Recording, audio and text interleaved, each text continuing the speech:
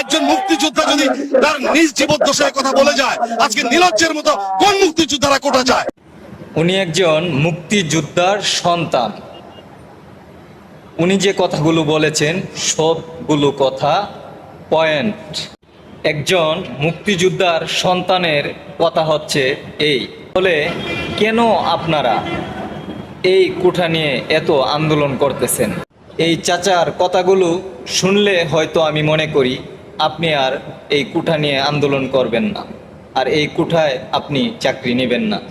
আপনার মেধা দিয়ে, আপনার যোগ্যতা দিয়ে আপনি প্রমাণ করবেন, আর আপনার যোগ্যতা দিয়ে আপনি চাকরি নেবেন।